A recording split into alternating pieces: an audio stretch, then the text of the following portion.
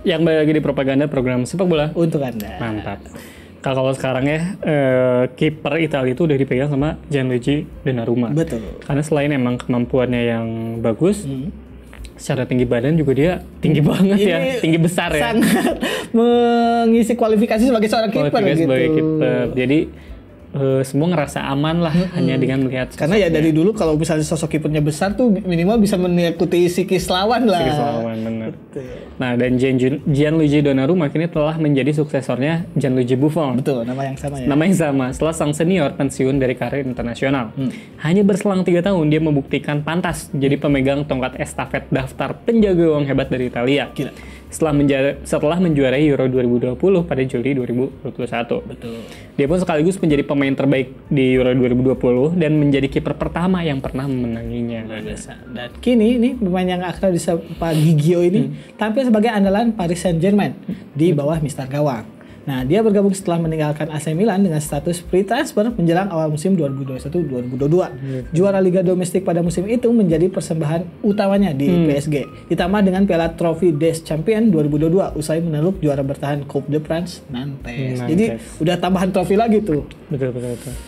Jadi nggak salah nih Kak nyebut Gigio sebagai kiper masa depan Italia. Betul. Karena usianya masih 24 tahun. Betul. Jadi dia ini tuh kelahiran 99. Sama kayak Nunez tadi. Iya, sama kayak Nunes dan sama dengan 4 artis tampan. Wah, random sekali ya. Ada Jeffrey Nicole, Oke.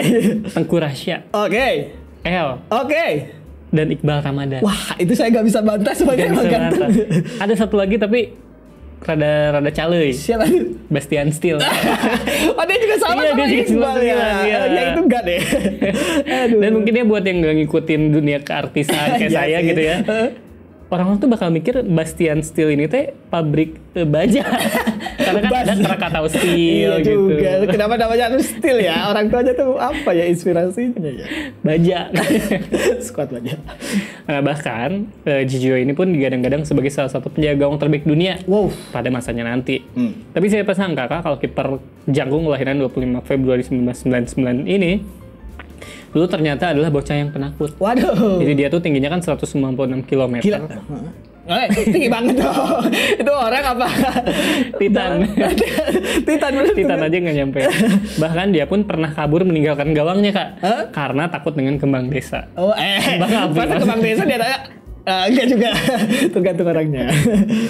Nah, momen itu terjadi dalam turnamen sepak bola pertamanya. Betul. Ketika masih belia. Nah, ini diceritakan oleh sang ayah yang bernama Alfonso. Nah, ketika itu Gigio ini mengikuti turnamen bola pertamanya. Namun ia malah menyebabkan bencana buat timnya yang membuat ayahnya selalu tertawa kalau mengingat momen tersebut. Karena mungkin lucu ya. Benar. Jadi Gigio ini menekuni sepak bola dari usia 4 tahun Kak. Ia berlatih bersama kakaknya Antonio yang juga seorang kiper. Dan turnamen yang waktu itu diikuti sama Gigio ini adalah turnamen liburan Natal. Oke. Jadi di dekat lapangan ada kembang api meledak. Wah. Gigio pun ketakutan dan meninggalkan gawangnya. Padahal itu lagi bertanding ya. Bertanding. Alfonso pun mengejarnya dan meyakinkannya untuk kembali ke gawang. Karena kan si Gigio ini anggota Gegana. Wah. Masa takut sama bom? Bukan, namanya aja Gigio. Nah, cerita Gigio yang cengeng di masa kecil rupanya bukan hanya itu saja. Betul. Dia pun dulu sempat menangis di sekolah karena teringat ibunya. Yang bernama Marinella. Nah, saat itu Gigio ini dikirim untuk ke sekolah asrama dengan adik perempuannya, Nunzia Donnarumma. Nah, mereka pun harus tinggal di asrama dan hanya sesekali saja bisa bertemu orang tua. Jadi ya kangen mungkin ya. Mungkin pesantren ya. Iya bener, di pondok. Pondok. Alfonso cerita kalau ia sengaja memasukkan Gigio ke sekolah yang dikelola oleh biarawati. Oh iya, berarti benar ya? Benar, pesantren. Bersama dengan adiknya tersebut. Dan di hari pertama sekolah, dia menangis karena tidak mau ditinggalkan oleh ibunya. Iya. Dia bahkan sampai kabur lalu menitipkan pesan pada Nunzia untuk menelpon ibunya. Harusnya yang cewek ya. Yang cewek kan harusnya. Kenapa jadi ingat dia? Si Angel Di Maria ini tuh punya adik yang di panti asuhan juga kan. Oh iya. Namanya Carita. Carita dia aja. Jadi telenovela kalian mereka nggak akan tahu Carita dia aja. Saya juga mau masukin itu tapi lupa loh tadi loh. Nah karena wataknya ini Alfonso pernah sempat meragukan bakat Gigio di masa kecilnya. Namun sikapnya itu malah menuai kemarahan dari pelatih sang anak di tim mudanya. Ia pernah dimarahi pelatih akademi di Napoli Ernesto Ferrara. Soalnya Ferrara merasa kalau Gigio ini sangat berbakat gitu. Ia bahkan merasa kalau Gigio akan jadi bintang sepak bola besar. Namun Alfonso harus mendidiknya dan menyiapkan Gigio untuk siap menjadi itu. Siap gitu. menjadi bintang gitu ya. Karena ya itu mah ya didikan rumah sih kalau cengeng kayak gitu ya. Benar. Nah, sang pelatih memang tidak salah. Hanya beberapa tahun kemudian, ketika masih usia 14 tahun pada 2013, Gigio berhasil mendapatkan kontrak profesional. Dia direkrut oleh AC Milan dengan bayaran 250.000 euro setelah 10 tahun menimba ilmu di kota kelahirannya, di ASD klub Napoli.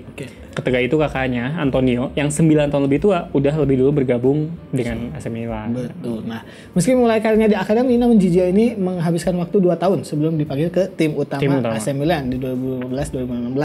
Saat itu pelatih yang mempercayainya sebagai kiper ketiga setelah Diego Lopez dan Christian Abbiati. Jadi dia dimulai karirnya juga gak langsung tim utama, kiper utama, tapi kiper ketiga dulu. Sampai akhirnya di suatu Sabtu malam bulan Oktober, Gigio pun menelpon Alfonso. Gigio bilang, "Pah, aku hamil." Wah, ada yang salah nih dari itu kalimat itu. Pertama dia cowok. Jadi dia nelpon untuk mengundang ayah ibunya untuk datang ke stadion. Awalnya Alfonso menganggap itu mah lelucon lah, prank-prank gitu. Betul. Mungkin ini mah konten si Gigio. Anak muda sekarang banget ya konten. Soalnya usia Gigio tuh masih 16 tahun, kayak gak mungkin gitu. Iya, kakaknya aja udah dipanggil ketuanya setelah 25 tahun kan, berarti kalau beda 9 tahun. Sementara ia akan mengawal gawang Milan di Serie A melawan Sassuolo. Alfonso pun tidak pikir panjang dan mendapatkan tiket pertandingan. Ketika main, Alfonso pun tidak bisa menahan air mata bahagianya. Karena ia akan mendapatkan cucu. Yang hamil tadi gak bisa dilanjutin. Beda dong. Jadi, tapi selain air mata, Alfonso juga tidak bisa menahan air susi. Kok air susi? Susi air. Ya emang berat sih. Kenapa air susi? Saya gak paham. Takut diculik ya. Beda dong. Nah, debut kompetitif Gigio terjadi di hari itu di San Siro 25 Oktober 2015 dalam pekan 9 Serie A musim 2015-16 dan langsung menjadi starter. Hasilnya dia tercatat sebagai kiper termuda kedua di laga kompetitif dalam sejarah sepak bola Italia dengan usia 16 tahun 242 hari. Hanya selisih 13 hari lebih tua dari Giuseppe Sacchi yang dulu sempat membuat rekor juga ketika debut di AC Milan pada tanggal yang sama, 73. Tanggalnya sama. Betul. 73 tahun silam. Jadi itu waktunya juga lama banget padahal. Usai starter keempat dengan bawa AC Milan menghindari kekalahan dari Atalanta, media Italia Gazzetta dello Sport pun menulis, Donnarumma melakukan keajaiban. Dan sejak saat itu, Gigio benar-benar tidak tergantikan di bawah Mister Gawang. Langsung lompat ya. Langsung lompat. Sayangnya, selama 6 musim membela I Rossoneri, hanya 1 trofi yang diraihnya. Itu pun hanya Piala Super Italia 2016 sebelum dia pindah ke Paris. Jadi sayang gitu. Iya, mungkin ya skuad Milannya yang belum terlalu mumpuni lah. Memang belum terlalu mumpuni. Itu tadi ya kayak bahasan kita mulai dari masa kecil semua ya. Iya benar. Angel Di Maria, dari Nunes, dan yang sekarang sih Donnarumma. Yang mana yang paling seru, Kak? Kalau menurut saya ya, karena saya suka cerita-cerita yang agak sentimental. Sedih-sedih ya. Dari dulu sama Angel Di Maria itu udah paling sedih sih. Dan untungnya selama sekarang masa kepelatihan karir sepak bola, mereka belum ada blunder-blunder nih. Karena kan sepak bola Latin biasanya terkenal dengan aneh-aneh kehidupannya gitu. Dan semoga sih mereka masih bisa menjalankan. Dan ingat ingat root asal-usul mereka gitu. Berasal dari mana? Betul. Jadi dari Darwin dan Angel Di Maria kita belajar bahwa saya mau tuh sih. Saya kira mau dia ngasih statement sendiri, ternyata dilempar loh. Kita belajar jangan menyerah. Iya betul. Jadi lagu demas itu jangan menyerah. Tapi kayak itu karir sepak bola kan gak ada yang tahu gitu. Kita dan kalau saya ingatnya juga di kayak film-film kayak Tsubasa gitu. Sepak bola itu emang dari Latin gitu ya. Memang mulai karir dari jalanan. Dan bukan tidak mungkin bisa menjadi beberapa puluh tahun kemudian menjadi salah satu bintang sepak bola besar gitu. Jadi buat Anda yang punya mimpi, jangan lupa untuk dikejar mimpinya. Betul. Dan kalau Anda ingin jalan-jalan ke luar negeri, mendapatkan kapal. Kenapa jadi ini acara aja. Di belakang saya ini udah ada menara. Ini kalau dibuka tirainya. Itu dia kayak pembahasan kita di episode kali ini. Buat Anda yang ketinggalan, Anda bisa mengaksesnya di YouTube di galaga.id, dan jangan lupa untuk terus menyaksikan propaganda program sepak bola untuk Anda hanya di channel setiap hari Minggu pukul 8 malam. Saya Alika dan segenap kru yang bertugas undur diri. Wassalamualaikum warahmatullahi wabarakatuh. Salam olahraga. Jangan menyerah. Ayo Kak, kita nonton saya Kalau itu kan bisa nggak?